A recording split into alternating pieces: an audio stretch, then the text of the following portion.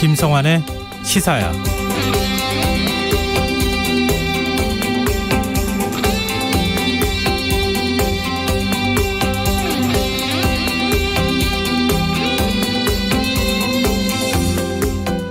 안녕하십니까. 시사평론가 김성환입니다. 윤석열 전 검찰총장의 이른바 고발사주 의혹으로 정치권이 떠들썩합니다. 한 언론을 통해 검찰총장 재직 시절 최측근 고위검사가 4.15 총선을 앞두고 당시 제1야당이었던 미래통합당에 여권의 정치인들을 형사 고발하도록 사주했다. 이런 의혹 보도가 나오면서 파장이 일고 있는 건데요. 민주당은 이번 의혹을 윤석열 게이트로 규정하고 국정조사까지 검토하겠다는 입장을 보이고 있고요.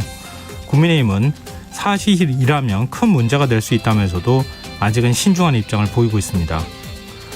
논란이 커지자 윤 전 총장은 오늘 사실무근이라는 입장을 냈습니다. 그러면서 설령 고발이 이루어졌다고 해도 수사를 할 상황이 아니었다는 점을 강조하기도 했는데요. 이런 상황 어떻게 봐야 할까요? 이번 사안은 검찰의 정치적 중립과 직결되는 사안이라는 점에서 사실관계에 따라 상당한 파장이 예상되는데요.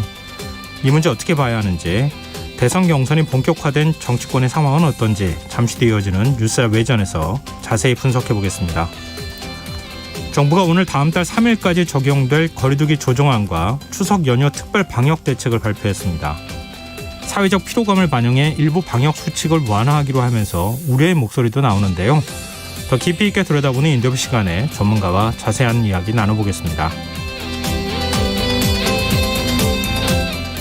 김성환의 시사는 청취자 여러분들의 참여를 기다립니다.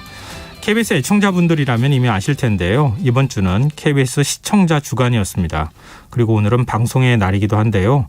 KBS 일라디오에서 청취자 여러분들의 목소리에 귀를 기울여보고자 작은 이벤트를 준비했습니다.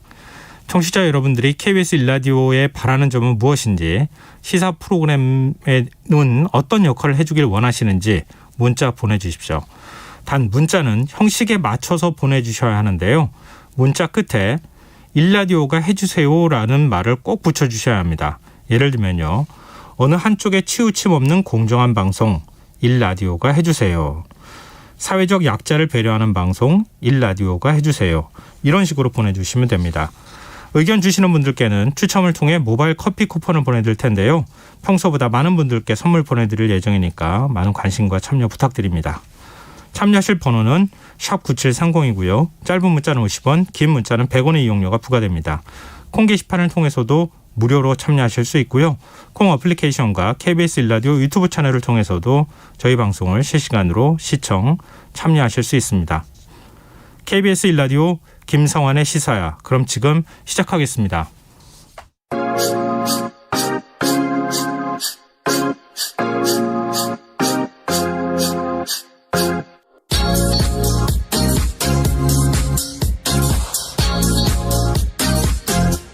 KBS 일라디오 김성환의 시사야.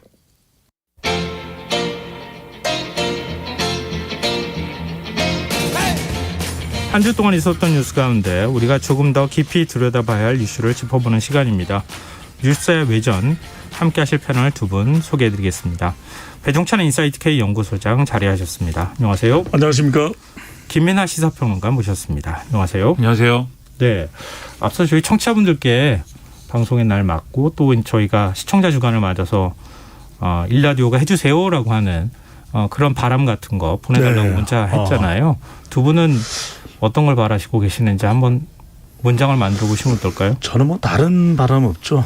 세상 일이 시사야만 같아라.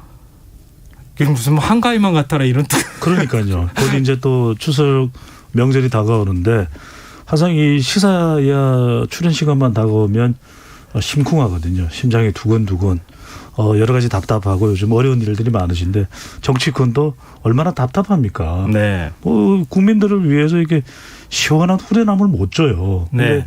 유일하게 한 줄기 빛이 우리 시사야이기 때문에 모든 일이 시사야만 같아라. 알겠습니다. 일라디오가 해주세요라고 붙였는데 네. 붙여달라고 말씀드렸는데 못 붙이셨어요. 자, 김민하 평론가 짧게. 오늘 방송의 날인가 봐요. 오늘이. 그래가지고 얘기들이 많은데 저는 이제 시사 라디오 청취자 입장에서 생각을 하면 어떤 시사 프로그램, 어떤 시사 라디오가 좋을까 항상 이제 고민을 하는데 저는 그랬으면 좋겠어요. 첫 번째로 할 말은 분명하게 했으면 좋겠어요. 시사 라디오가 할 말을 분명히 하고 네. 둘째 그런데 그 할 말에 도달하는 과정은 성의가 있어야 되고 공정해야 되고 굉장히 고민이 깊어야 된다. 근데 요즘에는 알겠습니다. 너무 이제 좀 가볍게 얘기하는 그런 시사 라디오들이 많아지는 것 같아서 역시 무게감 있는 게스트들이 출연하는 시사야 정도가 네, 가장 모범적이다. 이렇게 생각을 합니다. 좋습니다. 너무 얘기 길어지면 안 될 것 같고 유인. 계속 지고 있어서 네. 자, 그러면 오늘 본론으로 들어가 보겠습니다. 국민의힘이 오늘 본격적인 대선 경선 레이스에 돌입했어요. 네. 최근 여론조사에서 홍준표 후보의 상승세가 두드러지면서 그 배경에 관심이 쏠리고 있기도 한데요. 먼저 김민하 평론가가 여론조사 추이를 간단히 좀 정리해 주시면 어떨까요? 네, 여론조사가 이제 몇 개가 있는데 일단 엠브레인 퍼블릭, 케이스텐 리서치, 코리아 리서치, 한국 리서치 4개 여론조사 기관이 지난달 30일부터 9월 1일까지 4일간 전국 만 18세 이상 남녀 1,012명을 대상으로 대선 후보 여론조사를 실시를 했는데요. 1등이 이재명 경기지사 응답자의 25%가 이제 응답을 했고 2위가 윤석열 전 검찰총장 응답자의 19%가 지지한다고 밝혔습니다. 그런데 이제 3위가 상당히 이변이다 이렇게 평가를 하는데 네. 이낙연 전 대표가 10% 나왔는데 홍준표 의원이 또 10%가 나왔거든요. 그러니까 사실은 공동 3등인 거죠. 그리고 이제는 빅4인 겁니다. 그리고 이 같은 여론조사 기관의 같은 기준으로 전주 조사에서는 지지율 7%였기 때문에 홍준표 의원 지지율이 3%포인트가 오른 거예요. 이 조사에서. 여기다 또 주목해 볼 만한 게 20대 지지율에서는 전체 1위다. 뭐 이런 지금 결과라고 하고 네. 그리고 30대에서도 홍준표 의원 지지한다는 이 응답자가 11%가 나왔다고 하니까 상당히 이제 좀 저력 있어 보이는 그런 이제 숫자들이 있는 것이죠. 그리고 같은 기관이 조사한 보수 진영 대선 주자 적합도를 조사한 결과를 보면은 윤석열 전 총장을 지지한다라고 응답한 사람이 22%, 홍준표 의원을 지지한다고 응답한 사람이 19%이기 때문에 보수 진영만 좁혀서 보면은 거의 이제 오차 범위 내로 윤석열 전 총장을 홍준표 의원이 따라갔다. 뭐 이런 거고요. 네. 다만 물론 이제 보수 진영 대선 후보만 놓고 물어본 이 조사에서는 일종의 민주당 지지자들이 상당수 홍준표 의원을 지지했기 때문에 이것에 영향이 있다. 이렇게 평가해야 되는 부분이 있는데 뭐 그건 뒤에 좀 얘기를 해봤으면 좋겠고요. 예. 이 여론조사 자세한 내용 중앙선거 여론조사 심의 홈페이지를 참고하면 되고요. 네. 그리고 또 하나 이제 잠깐 말씀드리면 한국갤럽이 지난달 30일부터 사흘간 전국 만 18세 이상 1,000명을 대상으로 다음 대통령으로 누가 좋은지를 물어봤습니다. 갤럽 조사는 다 아시겠지만 사람 이름을 구체적으로 거명하게 돼 있지 않습니까? 네. 근데 여기서 너무 홍준표 의원이 그동안 안 나와서 홍준표 의원은 내 이름은 빼라 이렇게 화를 낸 적도 있고 그렇습니다. 그랬는데 지금 보니까 이재명 지사 24%, 윤석열 전 총장 19%, 이낙연 전 대표 8% 이렇게 나왔는데 네. 홍준표 의원 지지율이 6%가 나왔어요. 그 전에 2%였는데 4%포인트가 뛰었거든요. 네. 그러니까 눈에 띄게 지금 선전하고 있다. 이게 이런 여론조사만 봐도 확연히 드러나고 있는 거죠. 네. 자세한 내용은 중앙선거 여론조사 심의위원회 홈페이지를 참조하시면 됩니다. 자, 배종찬 소장께서 네. 이번 여론조사 결과 좀 분석을 해주시면 어떨까요? 두 가지예요. 하나는 사이다. 또 하나는 역선택. 네. 그러니까 사이다라는 것은 지금 대선 후보 중에서 20대 30대가 특정 후보에게 일방적으로 힘을 실어주지는 않고 있거든요. 그러니까 2030 세대가 누굽니까? 그토록 이 배 소장이 강조하는 MZ세대거든요. 네. MZ세대가 아직 특정 후보에게 힘을 실어주지 않는데 그래도 후련하게 시원하게 할 말을 하는 사이다 합법을 구사하는 홍준표 후보에게 마음을 준다는 거예요. 네. 그러니까 20대에서도 만 18세 이상이죠. 가장 많은 지지를 받는다는 조사 결과도 있었고 심지어는 30대는 전통적으로 민주당 지지 성향이 강한데 네. 최근 들어서는 좀 유동적이에요. 그런데 이 30대에서도 홍준표 후보가 힘을 얻고 있다는 건 첫 번째 사이다고 두 번째로는 최근 외연 확장을 하는데 큰 디딤돌이 되는 게 민주당 지지층들이 선택하는 인물이 바로 이 보수 야권 특히 이제 국민의힘 후보들 중에서는 홍준표입니다. 그러다 보니까 본인 스스로는 무조건 야권 후보는 홍준표 이게 실제로 있는 말이라서 전달드리면 무야홍인데 예. 어떤 현상이냐 더불어민주당 지지층들이 선택하는 국민의힘 후보가 이 홍준표이기 때문에 민야홍 이제는 무야홍에서 민야홍으로 넘어가요. 야옹 아니고 야홍입니다. 네. 그러니까 민주당 지지층이 선택하는 야권 후보는 홍준표, 민야홍이 되는 거죠. 그 지금 민주당 후보들이 저 지지자들이 선택한 후보다. 이게 뭔가 좀 어색하기도 한데요. 김민하 평론가 어떻게 보십니까? 그러니까 이게 예를 들면은 일부 이제 국민의힘 지지자들 또는 국민의힘 의원들은 이걸 좀 음모적으로 보는데 여론조사 응답자들이 어떤 전략적인 이런 판단을 해가지고 윤석열 전 총장을 막기 위해서 홍준표를 전략적으로 뭐 지지하는 그런 성향이 있다. 이게 가지고 이제 역선택론을 주장하는데 제가 볼 때는 여론조사라는 게 그렇게 돌아가기는 어려울 것 같고요. 이게 그런 문제인 것 같습니다. 결국은 윤석열 전 총장이 싫은 거죠. 그게 저는 핵심적인 이유인데 민주당 지지자들 입장에서는 야권 후보 중에 누굴 지지하느냐 이렇게 물었을 때는 당연히 거기에 대해서 이제 판단을 하는데 예를 들면 이전의 대선이라든지 이런 구도에서는 본인이 지지하지 않는 정치 세력에서 누구를 지지하느냐고 물었을 때는 대체적으로 아마 저 사람이 되겠지 싶은 사람 찍는 그 사람을 이제 지지한다고 응답을 하거나 이런 비율이 높았을 거거든요. 근데 민주당 지지자 입장에서 윤석열 전 총장은 이거는 지지한다라든지 이런 대답을 할 수가 없는 대상 아닙니까? 워낙 이제 논란이 컸고 검찰개혁 문제에 대한 이런 판단의 차이가 크기 때문에 그러면 당연히 윤석열 전 총장이 아닌 다른 사람의 응답을 하는 것인데 그게 지금으로서는 이제 홍준표 의원이 되고 있는 거고요.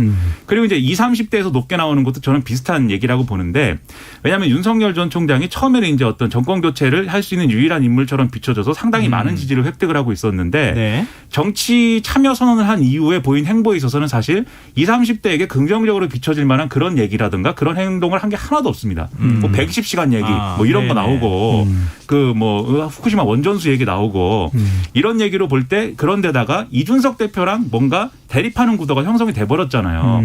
그렇기 때문에 지금 20, 30대 중에 야당 지지하는 사람들도 윤석열 전 총장을 지지한다고 말하고 싶은 사람의 비율이 줄어들어가고 있다. 저는 이렇게 보고요. 그러면 반대로 그러면 윤석열 전 총장을 지지한다고 얘기하기 싫으니까 누굴 그럼 선택할 것이냐의 문제에서 꼭 홍준표 의원이 좋아서라기보다는 윤석열이 아니니까 그다음 그냥 홍준표 이렇게 가는 흐름이 분명히 강해지는 것 같다. 그리고 그런 것들이 지금 여론조사에 반영되고 있다. 이런 생각이어서 네. 지금 뭐 민주당 지지자들이 굉장히 강하게 지지하기 때문에 홍준표 의원이 지지율이 상당히 올랐다. 그게 지난주까지는 그런 상황이었는데 이번 주로 넘어가면서 그 오른 지지율 때문에 야당 지지자들이 더 홍준표 의원을 지지하는 일종의 밴드웨건이 형성이 되고 있다. 저는 이렇게 생각이 됩니다. 네. 근데 이게 역선택은 맞아요.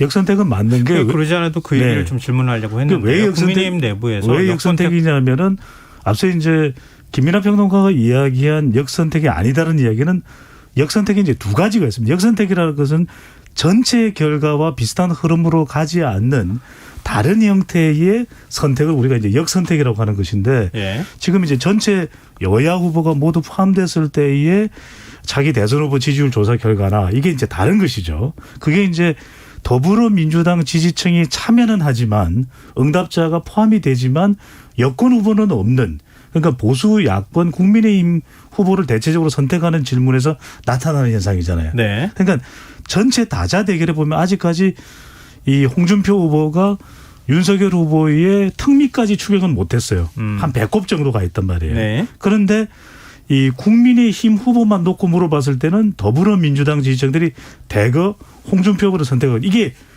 6, 7주 전에는 없던 현상이에요. 그런데 최근에 이런 현상이 벌어지는 이유는 앞서 이제 김민하 평론가가 이야기했던 대로 윤석열 후보 선택 안 합니다. 최재형 후보 선택 안 하니까 홍준표 후보를 가장 많이 선택하는 민야홍 현상이 발생을 하는 거죠. 그런데 이렇게 되면 뭐냐.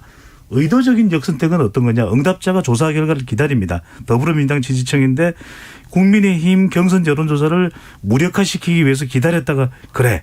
윤석열이 유력한 후보니까 윤석열 후보가 유력한 후보니까 홍준표를 지지해야지. 이런 대거 의도된 개입이 이루어지는 것인데 이건 네. 실제 거의 못 일어나요. 그런데 아. 구조적 역선택은 뭐냐. 지금 윤석열과 최재형에 대한 너무나도 뚜렷한 더불어민주당 지지층의 거부감이 존재하기 때문에 네. 전체적인 여야 후보들이 다 있는 조사 결과와는 다르게 보수 진영의 후보만 놓고 보면 홍준표 후보가 더 많은 절대적으로 많은 지지를 받고 있는 현상이거든요. 그런데 이게 왜 문제냐면 첫 번째 이 경선 컷오프가 국민 여론조사만 가지고 하거든요. 네. 그런데 이때 더불어민주당 지지층이 전체 응답자의 한 3분의 1 살짝 넘는 수준입니다. 네. 그러면 결과에 영향을 미치죠. 아, 영향을 미칠 수 있다. 영향을 제가 미쳐요. 그걸 좀 미칠 수 있다가 아니라 미치는 거죠. 이거는. 아, 그러면 네. 지금 3명의 후보가 역선택 방지 조항 넣자고 주장하고 있잖아요. 네네. 근데 지금 안 된다 이런 이제 반론도 만만치 않은 상황이고 어떻게 해야 됩니까? 지금 그럴 수 영향을 미칠 수 있다고 얘기하는데 김민하 평론가 어떻게 보세요? 저는 이제 여론조사를 좀 더 이제 섬세하게 설계할 필요가 있었다고 보고요. 그래서 이게 역선택이냐 아니냐 이런 게 아니라 이런 역선택이냐 아니냐의 논란이 없는 방식으로 여론조사 설계를 한다든지 그런 것들을 애초에 잘 논의했었어야 된다고 봅니다. 근데 너무 단칼에 이제 그냥 여론조사 100% 그리고 그 여론조사는 뭐 어떻게 여론조사 실제 진행할지는 문항이나 이런 것들을 아마 뭐 점검해봐야 되겠지만 그냥 단칼에 정리했기 때문에 이건 당연히 이제 부족한 부분이 있는데 그렇다고 해서 지금 이거를 지금 선관위가 정홍원 선관위가 여기에 대해서 그러면 어떻게 여론조사 방식을 바꿀 것인지를 계속 논의를 하지만 합의가 이루어지지 않지 않습니까? 네. 그런 상황에서 과연 이 1차 컷오프에 적용될 수 있는 그 여론조사 100% 이것의 룰 자체를 바꿀 수 있을 것인가는 저는 이제 오늘까지 상황을 봤을 때는 좀 회의적이지 않나 이런 생각이 들어요. 물론 이제 네. 주말 경유해가지고 합의가 된다면 모르겠지만 이건 이제 회의적인데 하지만 이게 8명 들어가는 거잖아요. 1차 컷오프는. 2차 컷오프 룰에 대해서는 어느 정도 논의할 여지가 있지 않나. 그건 이제 어떻게 됩니까? 당원 30%, 여론조사 70%잖아요. 그렇죠. 네. 그 비율을 바꾼다든지 아니면 뭐 구체적으로 이 나오는 여러 가지 지금 안들이 있는데 그런 수준에서는 얘기할 수 있겠지만 1차 컷오프 얘기하기는 좀 어렵지 않을까 좀 생각이 됩니다. 네. 뭐 지금 이제 역선택 방지 조항과 관련해서는 굉장히 뭐 얘기들이 많이 나왔으니까 마지막으로 요거 하나만 좀 간단하게 의견을 좀 듣고 네. 그리고 얘기를 좀 넘어갔으면 좋겠는데요. 홍준표 의원 추석 전에 골든크로스 만들 수 있다. 뭐 이런 입장을 밝히고 있거든요. 어떻게 해야 될 거라고 보세요? 저는 추석 전에는 쉽지 않을 것 같아요. 왜냐하면 앞서도 말씀드렸지만 이게 일종의 구분을 해야 되는 것이 홍준표 후보가 더불어민주당 지지층이 보수 진영의 후보를 선택하는 질문 문항에서는 약진이 맞아요. 그런데 아직까지 여야 후보가 다 포함되어 있는 조사 결과에서는 윤석열 후보의 턱밑까지는 못 가고 배꼽까지 갔다는 말씀을 드렸잖아요. 그러니까 약간의 변화가 있는 건 사실이지만 아직까지 여야 후보가 모두 포함된 데서 윤석열 후보를 넘어설 정도까지 추격한 건 아니거든요. 그러니까 네. 이 추세대로라면 추석 전까지 이걸 넘어서긴 쉽지 않아요. 김 평론가도 비슷한 생각인가요? 국민의힘 지지층한테 누구 지지하냐고 물어보면은 윤석열 전 총장이 거의 반 정도 나오고 그걸 감안하면 일부 여론조사에서는 뭐 홍준표 의원이 뭐 이른바 자기가 주장하는 골든크로스가 나오는 여론조사가 뭐 있을 수도 있습니다. 오차 범위 내에서. 근데 이제 그게 실질적으로 경선 구도를 뒤바꾸고 있을 만한 그런 힘을 가지는 뭐 그런 상황은 저는 어렵다고 보고 또 골든크로스라기보다는 레드크로스는 있을 수도 있다. 네, 적십자가 될 수가 있다. 네. 알겠습니다. 썩 그렇게 긍정적인 건 아닌 것 같은데요. 근데 또 물론 또 갈 때까지 좀 시간이 있으니까 저희 좀 지켜보면 어떨까 싶고요. 좀 이런 가운데 오늘 굉장히 큰 변수가 발생했는데요. 윤석열 전 검찰총장이 뭐 청부 고발이라고도 하고 이른바 그러는데 고발사주라고도 부르고 이게 용어가 아직 정리가 안 돼 있는데 이 의혹에 휩싸였어요. 뭐 정리를 하자면 검찰총장 재직 시절 자신의 최측근인 손준성 대검 수사정보 정책관을 통해서 야당이 여권 정치인들을 형사 고발하도록 사주했다. 이런 보도가 이제 나온 겁니다. 윤 전 총장은 사실 무근이다 이렇게 팔쩍 뛰고 있는 상황인데요. 이 상황 어떻게 보고 계십니까? 저는 뭐 이게 사실이면 상당히 심각한 문제고 있을 수가 없는 일이 일어난 것이죠. 마치 검찰이 하나의 정치 세력처럼 자기들에게 유리한 구도를 만들기 위해서 적의 적은 우리 편이다라는 개념으로 접근을 해서 자신이 갖고 있는 수사의 어떤 그 역량을 자기들이 원하는 방식으로 활용하기 위해서 이렇게 접근한 것이기 때문에 만약 이 의혹이 사실이라고 그러면 윤석열 전 총장은 지금 어쨌든 대통령이 되겠다고 나온 사람 아닙니까? 네. 과연 윤석열 대통령, 윤석열 정권이 탄생했을 때 검찰, 국정원, 뭐 국세청 이런 권력기관들, 사정기관들이 어떻게 하겠는가 이거에 대한 평가를 불러일으킬 수 있는 사건이거든요. 그래서 여기에 대한 대응을 이제 명확하게 하고 할 말이 있으면은 정확하게 이것은 이래서 아니고 저것은 저래서 뭐 의혹이 있다라고 정리하는 게 필요한데 지금은 계속 이제 뭐 정치 공작이다. 지금 사실 밑도 끝도 없습니다. 정치 공작을 누가 어떻게 왜 했는지에 대해서는 밑도 끝도 없이 얘기를 하고 있어서 저는 제대로 대응하지 않으면 계속 이제 논란이 계속 커질 수밖에 없고 거의 이것은 뭐 예를 들면 지금 국정감사도 있고 그리고 이제 그 연말까지 갈 가능성도 있는 건데 이게 제대로 해명되지 않으면 네. 그런 상황에 제대로 대응을 하지 못할 것이다. 저는 그렇게 좀 생각이 되고 있습니다. 윤 전 총장은 지금 제2의 채널A 사건이자 자작극이다. 지금 고발을 사주했으면은 왜 고발이 안 됐겠느냐? 결국 공적으로 안 되긴 했으니까요. 증거가 있으면 내가 관여했다는 증거가 있으면은 증거를 대라. 뭐 이렇게 지금 격하게 반응을 보이고 있는데요. 예. 저는 이게 격하게 반응할 건 아닌 것 같아요. 왜냐하면은 대선 후보이기 때문에 그만큼 궁금해하는 것이고 또 의혹이 있는 것이고 그것을 차분하게 논리적으로 대응을 하면 되는 것이거든요. 그게 지금 사실은 국민들이 궁금해하는 부분이죠. 이게 이른바 고발 사주 그렇다면은 검찰총장과 아주 막역한 관계에 있는 실제 위치에 있는 수사정보정책관이 실제로 보냈다라고 하는 자료가 한 언론사를 통해서 공개된 것 아니겠습니까? 네, 그렇다면 고발장이 공개가 된 거죠. 그렇죠. 고발장이 공개가 됐는데 그 부분에 대해서 본인과 왜 관계가 없는지 어떻게 관계가 없는지 관계가 없다면 그 부분을 해명해야 되는 것이지 사실 연가를 내고 그 부분에 대해서는 책임 있는 답변을 내놓지는 않았거든요. 또 하나는 뭐냐면 이준석 대표도 간훈 토론회에서 당무 감사를 할 수도 있다라고 이야기한 것 중에 핵심은 저는 김웅 의원이라고 봐요. 네네. 김웅 의원이 검사 출신이고 본인과 관계가 있는 부분에 대해서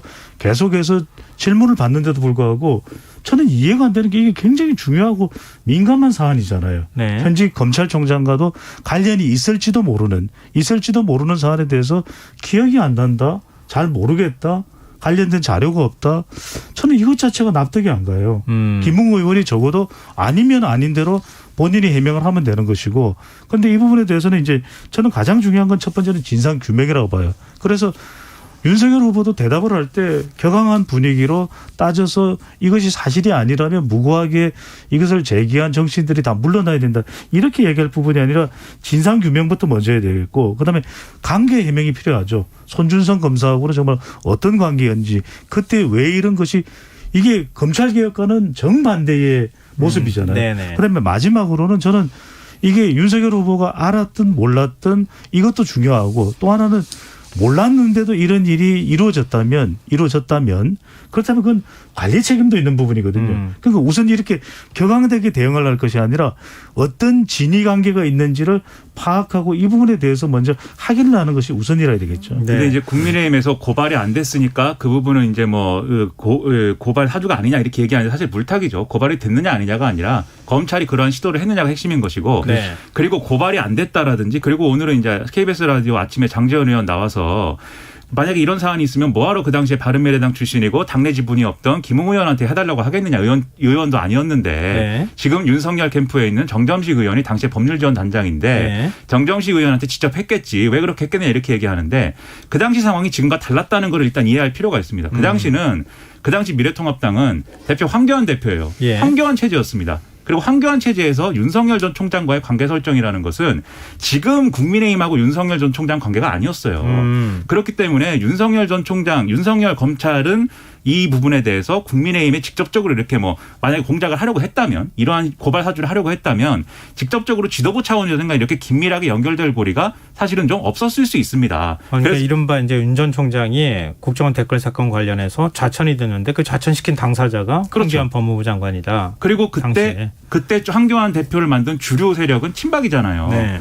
그런 관계들을 고려했을 때 지금 윤석열 캠프가 내놓고 있는 해명은 사실은 정황들을 들어가지고 뭐 이렇게 끼워 맞추고 있지만 사실은 일반적으로 우리가 뭐 이게 해명이 되는 그런 상황이다라고 볼 수가 없고 더군다나 아까 말씀드린 점정식 의원은 황교안 대표가 대표 되자마자 영입해가지고 통영고성 보궐선거에 그 당시에 후보 경쟁하는 사람들이 있는데도 네. 그냥 전략공천 해버린 사람입니다. 네. 그때 황교안 퀴즈라고 그랬어요. 이 윤석열 캠프에서 나오는 해명들이 지금 뭐 그냥 보기에는 뭐 저런 해명이 나왔구나. 뭐 이런 마음이 들 수도 있겠지만 제가 볼 때는 디테일을 따져보면 앞뒤가 지금 안 맞습니다. 그러니까 제대로 해명해야 하는 게 필요하다고 봅니다. 지금 이제 네. 그 저희가 큰 틀 안에서 얘기는 했잖아요. 네. 근데 좀 차분하게 사실관계를 좀 따져가면서 얘기를 해봤으면 좋겠어요. 윤 전 총장이 지금 하는 얘기는 지금 손준성 수사정보 정책관이 최측근이었다는 사실을 부정할 수는 없잖아요. 그렇죠. 네. 검찰총장의 사실 오른팔이라고 해도 과언이 아닌 자타공인의 최측근인 거는 맞으니까. 근데 내가 그 고발장을 작성하라고 지시했다고 하는 증거가 일단 없다. 그리고 손준성 수사정보 정책관, 지금 이제 수사정보 정책관은 아니지만 나는 고발장을 작성한 바가 없다. 이렇게 부인하고 있어요. 그럼 그 다음에 이제 고발장을 받아서 국민의힘에 전달해줬다고 지목된 국민의힘 김웅 의원은 공익 제보를 받아 당에 전달한 것이지만 실제 고발로 이어지지는 않았으니 문제 없다. 이게 이제 거의 최종적인 얘기인 것 같은데 지금 그 뉴스버스라고 하는 이 첫 보도를 한 그 매체의 이진동 발행인은 처음에 그러니까 보도하기 전날 연락을 취했을 때 김웅 의원이 상당히 당황하면서 사실 고발장은 내가 쓴 것이다 이렇게 얘기를 했다고 하고 그 다음날 다시 연락이 취해졌을 때 그때는 내가 전달만 했을 뿐이다 이렇게 얘기를 했다고 하고 있거든요. 근데 김웅 의원이 오히려 지금 키를 쥐고 있는 거 아닐까? 그러니까요. 사안의 핵심으로 들어가기 위해서는 김웅 의원이 어떤 태도를 취하는가가 매우 중요하지 않을까. 왜냐하면 검찰의 자체적인 진상조사 결과 이건 빼놓고 얘기하더라도 그게 아닌가 싶거든요. 저는 이게 핵심이라고 봐요. 그러니까 김웅 의원이 생각이 안 난다라는 것이 거의 상식적으로 납득할 수가 없는 것이죠. 왜냐하면 이게 굉장히 중요한 사안이고 민감한 사안이고 검사 출신인 김웅 의원하고 손준성 수사정보정책관의 관계가 어떻게 되는지 동기였는지 그래서 사실은 아까 김민하 평론가도 이야기를 했지만 검사는 같이 일을 했거나 자기가 아는 사람이 굉장히 편안한 관계일 수가 있거든요. 네. 그렇기 때문에 김웅 의원이 아직 의원도 아니었던 총선을 앞두고 있는 그 시점에 이야기를 나눌 수도 있는 것이고 그리고 지금 김웅 의원이 취재 과정에서 답변하는 내용들이 다르지 않습니까? 네. 저는 명쾌하게 책임 있게 답변을 해야 돼요. 왜냐하면 지금 당의 유력 대선 후보와 관계가 될 수도 있는 사안에 대해서 계속 말이 틀려진다 하든지 아니면 잠적을 했다든지 심지어 이준석 대표까지 당무감사를 해야 된다는 시점에서 정확히 이야기를 못하는 게 이상한 거죠. 그리고 이게 무슨 메신저를 같이 대화를 나누었던 부분들을 없앴다고 해서 덮어질 내용이 결코 아니거든요. 왜냐하면 지금 검찰에서는 손준성 검사와 관련된 내용에 컴퓨터와 관련 자료에 대한 포렌식에 들어가 있어요. 네. 고발장. 그게 이제 텔레그램으로 보내면 누가 보냄이라고 나온다는 것이거든요. 네. 그래서 저는 김웅 의원이 책임 있게 이야기를 해야 됩니다. 검사 내전인지 외전인지 책까지 썼던 인물이라면 내전이요. 내전입니까? 네. 적어도 이제 본인이 정확하게 이야기를 하면 되죠. 기면 기다. 아니면 아니다라고 그 근거를 가지고서 전 책임 있게 답변을 해야 된다고 근데 봅니다. 그 부분에서 아마 판단이 복잡할 거예요. 왜냐하면 그 지금 말씀하셨듯이 뉴스버스가 확보한 그 고발장의 그 이미지를 보면은 위에 이제 메신저로 전달을 했는지 손준성 보냄 이렇게 돼 있지 않습니까? 네. 그럼 뉴스버스가 확보한 그 소스라는 것은 적어도 손준성한테 받은 사람을 거친 걸 지금 갖고 있는 거예요. 네. 즉 그런데 지금 말씀대로 하면은 김웅 의원이 받았다. 그것을 법률지원단에 전달했다라고 하면 이 국민의힘이라는 당을 거친 다음에 지금 보도가 나온 거죠. 네. 즉 이 소스의 발원지는 그럼 어디냐면 당내가 되는 겁니다. 그러면은 지금 윤석열 캠프가 주장하는 것은 이른바 이제 뭐 예를 들면 이 정권이라든가 공작. 그렇죠. 검찰 개혁을 주장하는 사람들의 무슨 공작이다 뭐 이런 쪽으로 뉘앙스를 지금 얘기를 하고 있는데 네. 그게 아니라 지금 당내 경선이라는 그 연장선에서 윤석열 전 총장을 적대하고 있는 어떤 다른 주자들 어떤 의혹 제기일 수도 있는 거거든요. 만약에 그림을 그리면. 그런데 그런 것을 근거를 제공할 수 있는 역할을 본인이 할 수도 있는 상황인 거예요. 지금 김웅 의원은. 네. 거기다 더해서 이걸 받을 때 그러면 법률지원단에 넘길 때 위법 여부를 인지했느냐. 이것도 사실은 이후에 자기가 수사의 대상이 되고 참고인 조사를 받고 이럴 가능성이 지금 충분한 상황이거든요.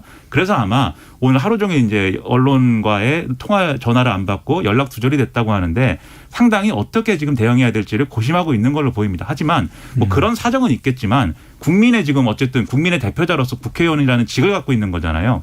국민의 의문, 의심 뭐 여러 가지 의구심에는 확실하게 답을 줄 수 있는 진실한 태도가 저는 필요하다고 생각을 합니다. 네. 네. 참 이렇게 일단 정치권으로 뭔가 의혹이 들어가면 이게 정치 공방으로 가면서 본질이나 이런 것들이 제대로 확인 안 되고 진상규명이 안 되는 경우가 많이 있어서 사실 지금은 조금 혼란스러운 시기인 것 같아요. 좀 어떻게든 정리가 필요한 상황이 아닐까 싶은데요. 뉴스버스에서 후속 보도를 또 한다니까 네. 고발장이 한 200페이지 가량 되는데 180페이지가 지금 첨부 문서로 들어가 있는 상황이다. 이렇게까지 얘기하고 있는 상황이어서 그게 만약에 공개가 되면 좀 더 구체적인 의혹에 대한 진실이 드러날 것이다 이렇게 얘기를 하고 있는 상황이거든요. 진상 규명에 도움이 될 수도 있겠죠. 그래서 지금 추측성으로 해명하거나 보도하는 것은 저는 결코 옳지 못하다고 보고 윤석열 후보 캠프 측에서는 심지어는 텔레그램으로 손준성 보냄이라고 기록이 된 것도 보내는 발신자 이름을 쓰면은 이것도 조작될 수 있는 것 아니냐 이렇게 이야기를 하고 있는데 저는 왜 이게 중요하냐면 윤석열 후보에게 상당한 타격이 될 수 있어요. 왜냐하면 당내 토론에 들어가도 경선 토론에 들어가도 이게 이제 집중적으로 질문을 받을 수 있는 부분이거든요. 네. 그렇다면 이게 감정적으로 격앙되는 나 안 했어요. 왜 이게 계속되어 온 근원 공작이에요. 이렇게 이야기하는 것보다는 차근차근 저는 본인이 아니면 왜 아니고 근거를 가지고서 해명을 하라는 것이죠. 그래야 이것을 본인의 지금 후보로서의 지지율이나 또는 위상에도 덜 타격이 갈 수 있는데 이걸 감정적으로 대응을 할 건은 아니라는 것이죠. 더군다나 홍준표 의원이 쫓아오고 있습니다. 레드 크로스가 일어납니다. 네. 네. 레드 지금 크로스를 좋아하시는군요. 그전에도 유승민 최재형 후보가 윤석열 전 검찰총장이 이 부분에 대해서 직접 다 소명해라 이렇게 네. 얘기를 하면서 좀 압박을 하고 있는 상황이기도 하잖아요. 굉장히 비판적으로 또 발언을 하기도 하고 있는데 윤 전 총장이 앞으로 어떻게 대응해 나가는가 이것도 상당히 중요할 것 같고 정말 중요할 거예요. 나머지는 이제 의혹제기가 있으니까 그럼 어떻게 잘 진상규명을 할 것이냐. 그러니까 이대로 없던 일로 만들 수는 없는 상황이니까요. 그 과정이 굉장히 중요할 것 같은데 어떻게 이걸 좀 정리를 해야 된다고 보세요. 검찰이 진상조사에 들어간 상황이기도 한데 민주당 쪽에서는 벌써 공수처 수사 얘기도 나오고 있거든요. 그러니까 저는 본인이 지금 주장한 대로 그게 정치 공작이든지 뭐 그런 맥락이다. 즉 나는 전혀 관여하지 않았다라고 하면 그 부분에 대해서는 그게 수사든 국정조사든 뭐든 간에 공수처든 간에 다 받겠다고 저는 이제 공세적으로 얘기를 하는 게 맞다고 보고요. 그 부분을 충분히 수사해라 그러면 의심되면 그렇게 얘기하는 게 맞다고 보고 그다음에 정치 공작 뭐 이런 얘기는 밑도 끝도 없이 할 게 아니라 최소한 그것도 근거를 갖춰서 얘기해야 된다고 봅니다. 누가 왜 어떤 방식으로 정치 공작을 하는 것인지에 대해서 근거를 가지고 얘기를 해야지 그냥 나는 모르는 사안이기 때문에 정치 공작한다 이렇게 나와서는 안 된다고 보고요. 그건 오히려 이제 국민들에게 혼란을 끼치는 일이라고 보고 세 번째는 어쨌든 간에 이게 예를 들면 손준성 검사와 그다음에 뭐 김웅 의원 간에 어떤 일이 있었는지는 모르지만 일부분 사실로 밝혀질 가능성이 있어요. 근데 그게 만약에 사실로 밝혀진다고 하면 그 부분에 있어서 예를 들면 윤석열 전 총장과의 직접적인 관련성도 그건 증명하기 어려울 수 있거든요. 왜냐하면 뭐 윤석열 전 총장이 문서나 뭐 이런 형태로 지시하거나 이랬을 가능성이 없어 보이기 때문에 그러나 그런 경우에도 어쨌든 본인이 검찰총장을 할 때 일어났던 일이라고 한다면 그것에 대해서는 도의적으로 그리고 어떤 관리 책임이든지 뭐든지 간에 그 부분에 있어서는 어떠한 사과, 어떠한 유감 표명 이런 것들이 반드시 있어야 된다고 생각합니다. 네. 지금 정기국회 기간 중이기도 하고 그래서 국정조사 요구도 할 가능성도 있어 보이기도 하거든요. 충분히 있어 보입니다. 그러면 지금 이게 앞서 뭐 이제 우리가 여론조사 추이나 이거 간단하게 말씀을 드리기도 했지만 윤 전 총장의 지지율이 좀 정체 상태라고 하는 게 전반적인 평가였었잖아요. 여기에다가 만약에 가족과 관련된 의혹이나 여러 가지 검증과 관련된 문제 제기들이 계속 나오기 시작할 때 국민의힘도 어차피 경선 레이스에 들어간 상황이니까 윤 전 총장의 지지율이 어느 정도 지켜질 수 있을지 이게 굉장히 큰 관심이거든요. 두 분은 어떻게 전망하세요?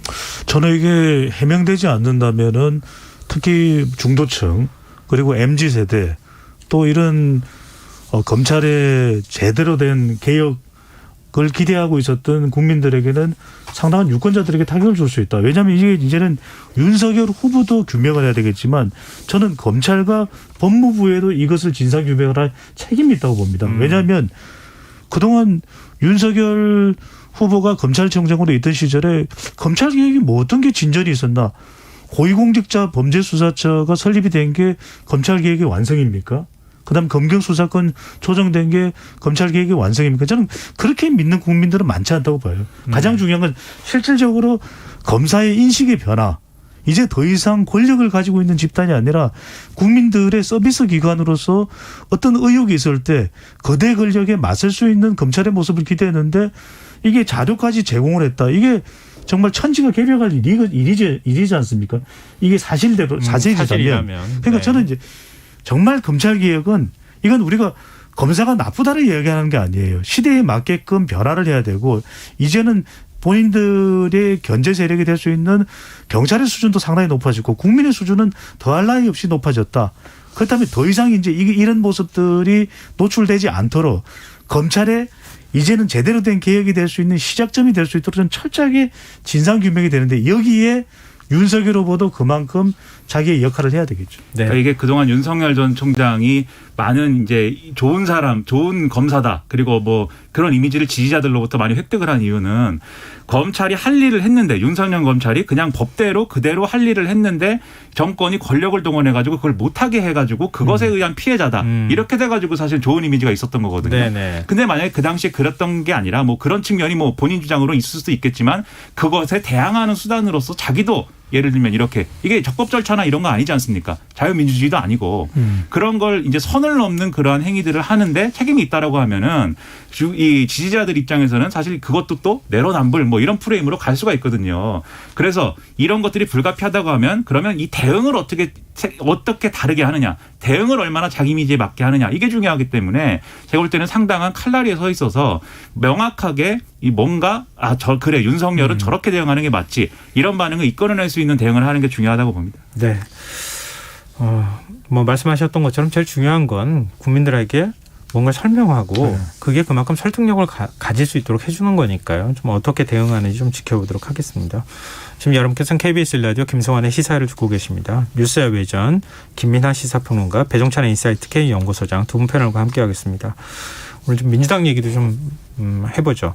내일부터 민주당 첫 순회 경선 투표가 시작되는데요. 두 분은 결과 어떻게 나올 거라고 보십니까? 먼저 배종찬 소장께서 말씀해 주시죠. 충청권은 저는 이게 참 예상하기가 쉽지가 않을 것 같아요. 왜냐하면은 네. 당원들에게 영향을 전혀 못 준다고 하기는 힘들잖아요. 의원들의 이 확보는 이낙연 후보, 이낙연 캠프 쪽에서 더 적극적으로 하고 있다. 이런 전언이 있기도 하고 또 그만큼 충청권이 이낙연 후보에게 1000배, 1000배 더 중요하거든요. 이재명 후보보다는. 네. 왜냐하면 쫓아가고 있기 때문에. 예. 그래서 이걸 섣불리 단언하기가 힘들 것 같아요.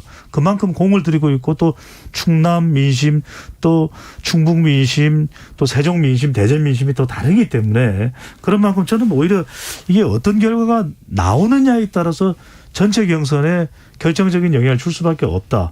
우리가 어떤 이 결과가 나올지는 예정할 수 없지만 그 결과에 따라서 전체 결과에 주는 영향은 막대하다고 봐야겠죠. 그러니까 네, 지금 조직력에 있어서는 이낙연 후보, 정세균 후보가 이재명 후보보다 충청권에서는 좀 앞선다 이런 평가들이 많은 것 같아요, 실제로. 네. 근데 이제 그런 조직력이 그러면 얼마나 발휘될 수 있느냐 이게 이제 변수인 것인데 그런데 조직력이 얼마나 발휘될 수 있을 거냐를 보면은 사실 지금 당원하고 어쨌든 선거인단에 해당하는 사람들 숫자가 좀 많은 것 같습니다, 제 생각에는. 그런 거기에 더해서 지금 과거처럼 오프라인에서 예를 들면 버스로 뭐 실어 날른다든지 사람들을 맨투맨으로 설득을 한다든지 그런 것들이 코로나19 때문에 상당히 제한적이거든요.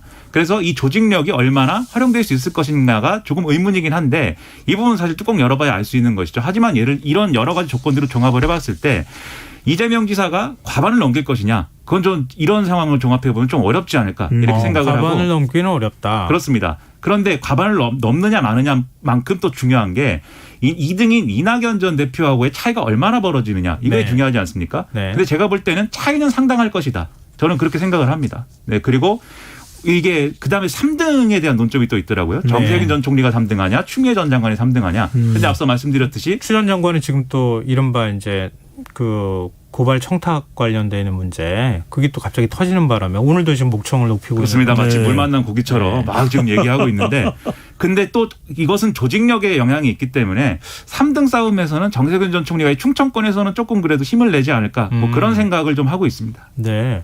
근데 3등이 크게 의미가 있을까 싶어요. 왜냐하면은 결국 3등이 누가 얼마나 득표를 한다 하더라도 결국 최종 주자가 되기는 참 쉽지 않은 것이거든요. 1, 2위와의 결과적으로는 싸움이고 또 1, 2위도 득표가 어떻게 되느냐에 따라서 나머지 지역에 대해서 영향을 줄 수 있기 때문에 저는 1위와 2위의 득표가 얼마나 차이가 나느냐 이게 가장 중요한 변수일 것 같아요. 아마 3등 얘기는 아마도 이제 각 후보의 어떤 뭐 중도 포기 전망이라든가 그리고 이제 이재명 지사하고 추미애 전 장관이 뭐 지지층이 겹치는 문제라든가 뭐 이런 게 있기 때문에 아마 그것의 어떤 일부로서 많이들 얘기하는 것 같습니다.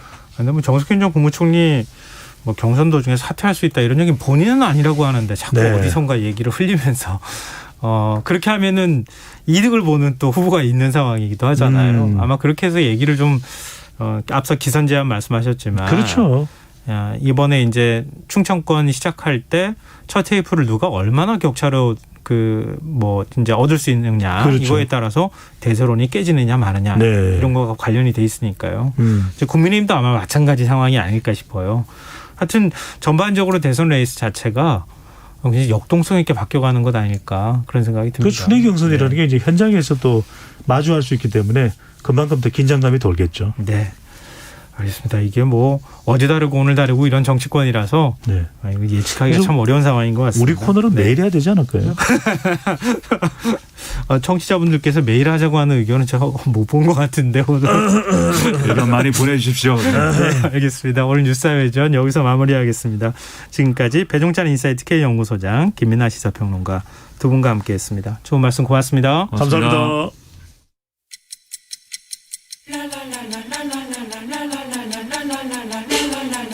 바쁜 당신을 위해 준비된 밤 시사야. 시사평론가 김성환과 함께합니다. 오늘 정부가 거리두기 조정안과 추석 연휴 특별 방역 대책을 발표했습니다. 현재 적용 중인 수도권 4단계, 비수도권 3단계 거리두기가 4주 동안 더 연장되지만 방역 조치는 일부 완화됐는데요. 수도권에서는 접종 완료자가 포함되면 6명이 밤 10시까지 모일 수 있습니다. 또 추석 연휴를 포함한 일주일은 가정 내 가족 모임이 접종 완료자 4명을 포함해 최대 8명까지 가능해지는데요. 가천대 의과대학 예방의학교실 정재홍 교수 연결해서 이번 방역 대책 어떻게 평가하시는지 얘기 들어보고 얘기 나눠보도록 하겠습니다. 교수님 안녕하십니까? 네, 안녕하세요. 네, 일단 먼저 이 현재 거리두기 단계 4주 연장에 대해서 어떻게 평가하시는지 듣고 싶어요. 네, 일단 사회적 거리두기에 대한 피로감이 심한 상태이고요. 지난 몇 주간은 2,000명대 확진자가 주중에 나오긴 하지만 확진자가 급격하게 증가하지도 감소하지도 않는 상황이었거든요. 네. 네, 따라서 백신 접종률이 올라갈 때까지 시간을 버는 게 지금은 중요하고요.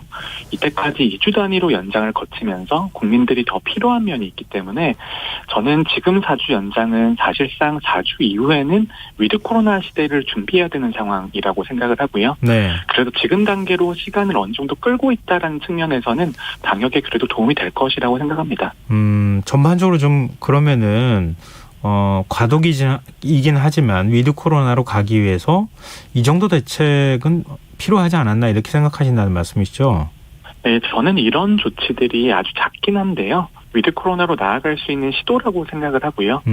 지금 방역 상황이 확진자가 감소하고 있지는 않지만 그래도 접종률이 한 달 동안 많이 올라갔고요.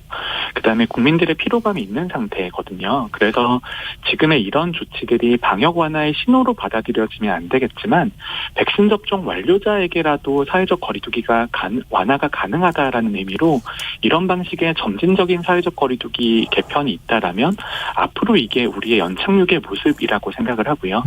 네, 물론 이제 지금의 조치가 방역이 완화할 수 있고 상황이 개선된다라는 그 국민적인 신호로 받아들여지면 안 되겠습니다만 최대한 점진적으로 방역을 완화를 해보고 문제가 있으면 잠시 멈추었다가 다시 가는 형태가 가장 적합해 보입니다. 네.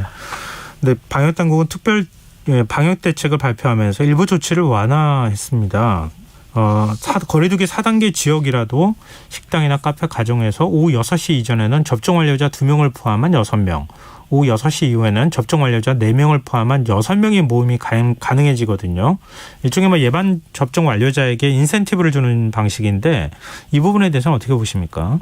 저는 그래도 접종이 완료된 사람들에게 인센티브를 주는 형태로 사회적 거리두기가 완화가 되어서 방역에 큰 영향은 주지 않을 것이라고 생각을 하는데요.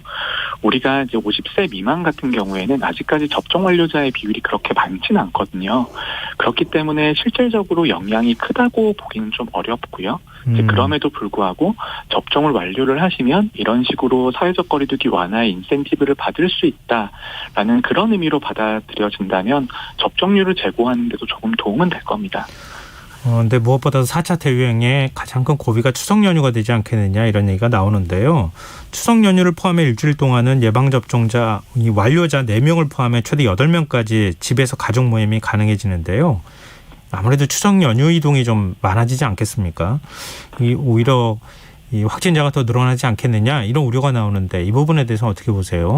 추석 연휴라고 하는 것이 아직까지 3주 정도 남았고요. 예. 3주 동안 이제 특히 어르신들은 2차 접종이 거의 다 완료가 될 수 있고 그다음에 전체적인 접종률이 올라갈 겁니다.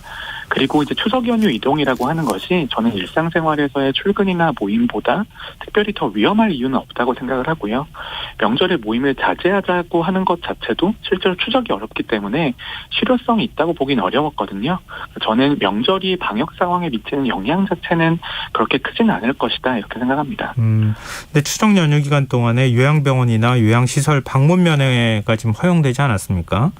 근데 요양병원에 계신 부모님을 뵈러 가시는 분들 어떤 점을 각별히 주의하면 좋을까요? 여러 가지 기초방역 수칙 중에서 마스크 착용이나 손 씻기 이런 것들은 국민들께서 잘 알고 계시는데요. 더 중요한 수칙이 있습니다. 그러니까 발열이나 호흡기 증상이 있거나 컨디션이 좋지 않으면 외출을 자제하시는 거고 그다음에 진단검사를 받으셔야 된다라는 것인데요. 특히 요양병원에 방문하시는 분들이 본인의 컨디션이 좋지 않을 경우에는 반드시 자제를 하셔야 되고요. 이런 유증상자의 유입만 막아도 방역에는 큰 도움이 될 수 있습니다.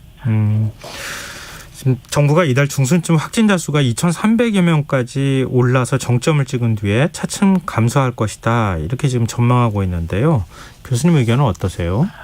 많은 전문가들이 마찬가지로 유행 결과를 예상을 하고 있고요. 네, 그 결과를 바탕으로 보면 저희 연구팀도 비슷한 결론이 나옵니다. 그래서 이번 달 중순까지는 확진자가 더 증가할 수 있지만 그때부터는 백신 접종률이 매우 높아지기 때문에 어느 정도 확진자가 감소할 수 있는 가능성은 있고요. 하지만 전제 조건이 있는데요. 첫 번째가 지금의 방역 조치가 그대로 유지가 되어야 되고요. 백신 접종도 정부 계획대로 진행되어야지 우리가 이런 것을 볼 수 있습니다. 하지만 오늘로 방역 완화 신호가 사실상 나왔거든요. 네. 그래서 확진자의 측면에서 본다면 지금보다 조금 안 좋아질 가능성도 충분히 있다고 봅니다. 아, 그래요? 그러면 다시 또 거리두기 단계나 지금 일부 완화한 방역수칙 다시 강화하는 거 아닙니까? 그럼에도 불구하고 우리가 확진자가 조금 증가한다고 하더라도 중환자와 사망자의 측면에서 급격한 증가가 없다라고 한다면 지금의 단계를 유지할 수 있다라고 저는 생각을 하고요. 이제 그런 식으로 나아가는 게 저는 위드 코로나로 조금 다가가는 방식이라고 생각합니다. 근데 지금 일부 지역에서는 중환자 병상이 모자란다, 얼마 남지 않았다 이런 얘기가 나오잖아요. 근데 의료 네, 대응 능력이 감당이 가능하겠습니까? 네, 의료 대응 능력이 가장 중요한 지점인데요. 네. 우리가 9월과 10월 정도에는 확진자가 더 증가할 수 있고 그다음에 거기에 따라서 중환자와 사망자도 소폭 증가할 수 있습니다. 그래서 거기에 대한 대비가 반드시 있어야 되고요. 네. 그리고 중환자 병상 확보라든지 의료 인력 확보 없이는 우리가 위드 코로나 시대로 나아갈 수 없다라는 것은 너무나 명백한 사실이죠. 알겠습니다. 그러면 전제 조건에 위에서 지금 말씀을 해주신 거네요. 네. 그리고 코로나19 새로운 변이 바이러스 종으로 지금 뮤변이라고 하는 게 국내에서 3건 확인됐는데요. 이 뮤변이가 어떤 변이 바이러스입니까? 네, WHO에서 코로나19 바이러스 변이를 이제 그리스 문자를 붙이고 있는데요. 근데 이게 확인된 순서에 따라서 이제 그 문자가 붙는 겁니다. 그런데 변이가 우려가 되는 변이가 있고 관심을 기울여야 되는 변이 두 종류가 있는데요. 그러니까 우려가 되는 변이의 대표적인 게 델타 변이 바이러스 같은 것들이죠. 네. 그런데 아직 뮤변이는 발견된 지 얼마가 되지 않았기 때문에 관심을 가져야 되는 변이로만 지정이 되어 있고요. 근데 위험성이나 전파 능력을 확인하려면 조금 시간이 걸리는 상황입니다. 변이가 어떻게 보면 너무나 당연한 현상이고 앞으로도 더 많이 나타날 것이거든요. 이제 그런 측면에서도 변이 바이러스에 대응하기 위한 수단들, 특히 백신 접종 중에서도 부스터 백신 접종을 우리가 반드시 고려를 해야 되고 장기적으로는 부스터 백신 접종을 통해서 변이 바이러스의 확산이나 유입을 어느 정도 통제할 수 있다라면 가장 좋은 방법이 될 것 같습니다. 네, 이 백신 접종 현황도 좀 얘기 나눴으면 좋겠는데요. 정부는 추석 전까지 전 국민 1차 접종률 70%를 달성하겠다. 이렇게 밝히고 있거든요. 현재 백신 수급 상황 고려했을 때 가능하다고 보세요? 저는 1차 접종률 70%라는 목표 자체는 백신 수급 상황만 안정이 된다라면 충분히 달성 가능하다라고 생각을 합니다. 그런데 이제 정부가 제시한 목표가 1차 접종률의 70%인데 저는 조금 다른 의견을 드리고 싶은 것이요. 지금 델타 변이 바이러스가 사실상 100% 유행을 주도하고 있고 델타 변이 바이러스는 1회 접종만으로는 효과가 충분하지 않다라는 것들이 이미 근거가 쌓여 있는 상태이거든요. 우리가 1차 접종률에 있어서는 목표를 달성할 수 있겠습니다만 방역 상황에서 중요한 건 2차 접종자의 비율이 얼마나 빠르게 올라가냐가 될 것 같습니다. 알겠습니다. 이 백신 수급이 정상화된다면 현재 4주에서 6주로 늘어난 mRNA 백신, 그러니까 모더나하고 화이자가 되겠죠. 이 접종 간격을 다시 4주로 환원시키거나 이렇게 해야 되는 것 아니냐 이런 얘기가 나오거든요. 교수님 의견은 네. 어떠세요? 아까 말씀드린 것처럼 이제 2차 접종률이 중요한 상황이고요. 예. 그렇기 때문에 앞으로의 백신 수급 상황이 좋아진다라면 저는 원래대로 접종 간격을 조정하는 것이 반드시 고려가 돼야 된다고 봅니다. 그런데 이제 지금의 이제 공급 상황이나 수급 상황을 볼 때에는 단시간 내에 이런 일정 조정이 가능하기는 조금 어렵지 않나 이렇게 판단하고 있습니다. 단기간에 좀 그러면은 빨리 좀 그 일종의 집단 면역이 이루어지려면 좀 접종 간격을 여유만 생긴다고 하면 좀 좁히는 게 낫겠죠, 아무래도. 네, 접종 간격을 우리가 1차 접종자의 숫자를 늘릴 것인가, 2차 접종 완료자의 숫자를 늘릴 것인가에 대한 딜레마에 빠져 있는 것인데요. 네. 그런데 우리가 이제 여러 가지 논란은 있습니다만 실질적인 시기로 보면 약 2주 정도의 차이이거든요. 저는 그래서 두 가지 선택이라고 하는 게 방역에 있어서 큰 영향을 미치지 않을 것이라고 생각을 합니다. 그래도 저는 2차 접종자의 숫자를 늘리고 특히 고위험군에 대해서 2차 접종을 빠르게 하는 게 우리가 중환자나 사망자 관리의 측면에서는 많이 도움이 된다라고 보고 있습니다. 근데 최근 백신 접종 뒤에 급성 백혈병 진단을 받거나 월경 장애를 호소하는 사례가 나타났는데요. 이 관련성이 있습니까? 네, 아직까지는 관련성을 판단하기가 조금 어려운 면이 있습니다. 그런데 한 가지 이제 청취자들에게 좀 안내해드리고 싶은 것은 무엇이냐면, 네. 우리가 백신 접종 후에 이런 이상 반응은 아직까지는 다 신고 사례인 것이고요. 신고 사례라고 하는 것은 인과관계가 인정이 되기 위해서는 평상시에 보고되는 숫자보다 훨씬 더 많은 숫자가 보고가 되어야 되는 것이고요. 간단한 예로 전 국민이 같은 날 다 백신 접종을 하셨다라고 생각을 하면 그 접종하고 나서 2주나 3주 사이에 아무런 병이 발견되지 않을 수는 없거든요. 네. 그렇기 때문에 그런 상황들을 감안을 해서 평상시에 발생하는 수준보다 훨씬 더 높은 수준으로 발생하는지 확인하는 절차가 필요한데 그 절차에는 어느 정도 시간이 걸리고요. 그렇기 때문에 아직까지는 인과관계에 대해서 우리가 확실하게 대답은 드릴 수 없지만 그래도 우리나라뿐만 아니라 전 세계 많은 나라에서 이런 현상들에 대해서 전문가들이 관찰을 하고 있는데 거기에선 아직까지 특별한 신호가 감지가 되진 않았습니다. 이 백신 치료제 개발 얘기가 나오거든요. 치료제는 언제쯤 개발될 수 있을까요? 경구용 치료제 얘기도 나오는데. 저는 경구용 치료제 같은 것들이 개발만 된다면 방역에 도움이 될 수 있다고 생각을 합니다. 하지만 이 치료제 개발이라고 하는 것이 실패의 가능성도 높고요. 그리고 임상 3상 시험을 통과하는 절차도 필요하거든요. 그렇기 때문에 우리가 위드 코로나 시대라고 하는 게 생각해보면 2달에서 3달 정도밖에 남지 않았는데 네. 그 사이에 우리가 도입이 돼서 이것을 적극적으로 활용하기에는 시간이 모자라다고 볼 수 있고요. 그렇기 때문에 개발이 된다고 하더라도 지금 상황에 크게 도움이 된다라고 보지는 않습니다.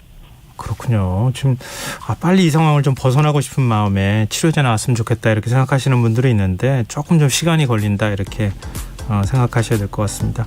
네, 오늘 말씀 여기까지 듣겠습니다. 말씀 고맙습니다. 네, 감사합니다. 네, 지금까지 가천대 의과대학 예방의학교실 정재훈 교수였습니다. KBS 라디오 김성환의 시사야 1부 순서는 여기서 마무리하고요. 전 11시 정각 2부에 다시 찾아오겠습니다.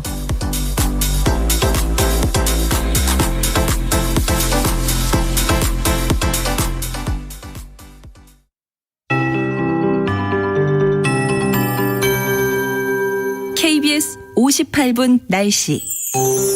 내일 중부지방은 대체로 맑겠으나 남부지방은 가끔 구름 많겠고 강원 영동과 경북 동해안, 제주도는 대체로 흐리겠습니다.